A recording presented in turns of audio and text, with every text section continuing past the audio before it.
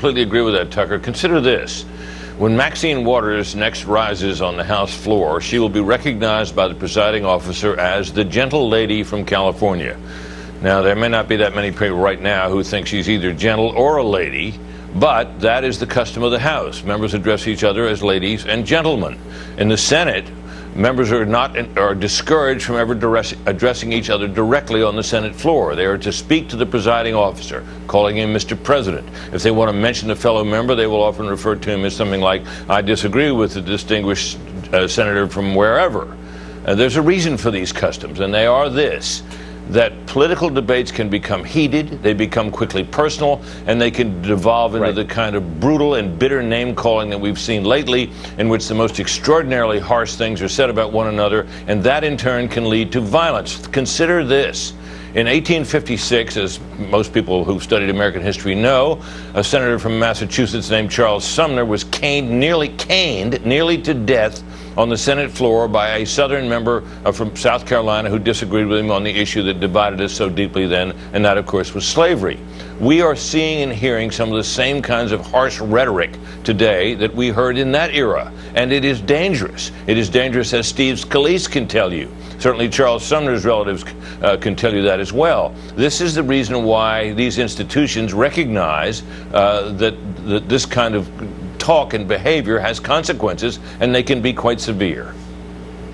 Wouldn't it be helpful if the adults on the left stood up and said that? Look, you don't have to like Trump, and we disagree with some of the issues. I get it. But you can't call people Nazis anymore. Maybe the people at the other channels should say, you can't call people Nazis on our air. Like, you can't, that's too far. Why is nobody saying anything like that on the left? Well, let me suggest something here, Tucker. The president certainly deserves his share of the responsibility for this, because he has tossed about the harshest kind of language toward his critics. It seems that no slight is too small for him not to have a nuclear reaction over, and he says the strongest things. But there's a cycle here. The president will say or tweet something that is characteristically not terribly precise and very often exaggerated.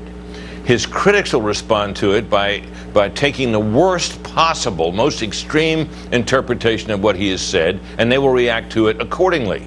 And the spiral then begins. And pretty soon, you know, you're hearing him accused.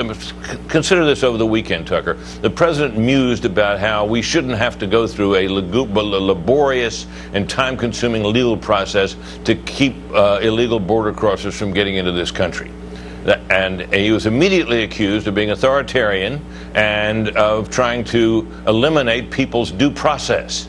Well, and the fact of the matter is that what he described is precisely the way that many countries deal with illegal border crossers, and the way some of them are dealt with by this country now.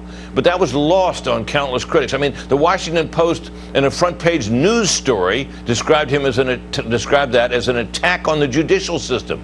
This is where we go with this, and it is. And once you start this sort of stuff, this sort of exaggerated reaction, it spirals and can spiral out of control, which is what I think you are worried about, and what I know I certainly am worried about. We need in America, as we argue with each other, to keep a civil tongue. I agree with that. It's getting too confronting people in public. It's too much.